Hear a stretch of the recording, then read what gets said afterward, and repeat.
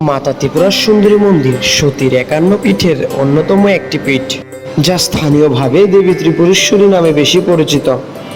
ত্রিপুরা রাজ্যের রাজধানী আগরতলা থেকে ৫৫ কিলোমিটার দূরে মাতাবাড়ি গ্রামে ত্রিপুরা সুন্দরী মায়ের মন্দির অবস্থিত।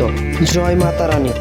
কচ্ছপের পিঠের আকৃতির মতো উঁচু টিলার উপর অবস্থিত বলে এটিকে কুর্মপীঠও বলা হয়।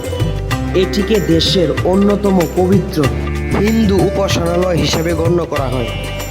মন্দিরের ভেতরে একটি বড় এবং অন্যটি ছোট আকৃতির দুটি দেবী মূর্তি রয়েছে।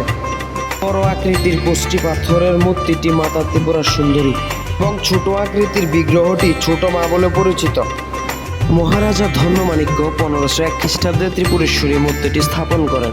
তৎকালীন ত্রিপুরার রাজধানী রাঙ্গামাটি নামে পরিচিত এই স্থানে ইতিহাস অনুসারে দেবী মগ্ধেশ্বরী এবং শক্তি পুরাণে শক্তিপীঠ হিসেবেও এর উল্লেখ আছে।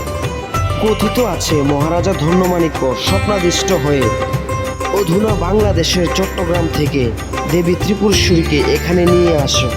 পরবর্তীকালে মহারাজা কল্যাণমাণিক্য মন্দির সংলগ্ন স্থানে একটি দিঘি খনন করেন, যা কল্যাণ সাগর নামে পরিচিত। দিঘিটি খননকালেই ছোট মার পাথরের মূর্তিটি আবিষ্কৃত হয়।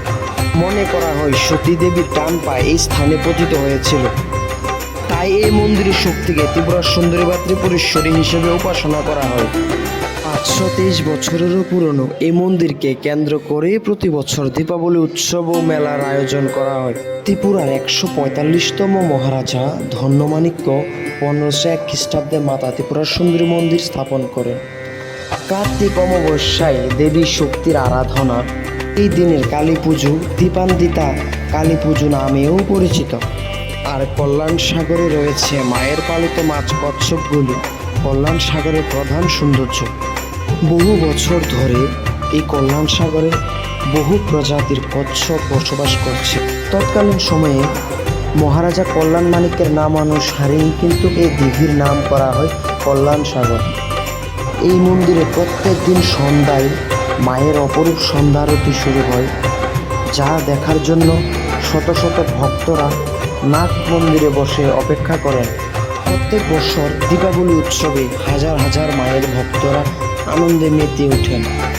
দীপাবলি উৎসবে শুধু ত্রিপুরা রাজ্য নয়, ভারতবর্ষের বিভিন্ন জায়গা থেকে ভক্তরা এই উৎসবে ভিড় করেন। বহু বছর ধরে এই মন্দিরে রয়েছে বলি প্রথা। প্রত্যেক অমাবস্যার রাতে একটি মহিষ ও ৫টি পাঠা বলি দেওয়া হয়। প্রত্যেক অমাবস্যাতে উপজাতি সম্প্রদায়ের লোকেরা বিভিন্ন নৃত্যের মাধ্যমে মশাল ধরিয়ে এই অমাবস্যা পূজাকে সম্পূর্ণ করেন।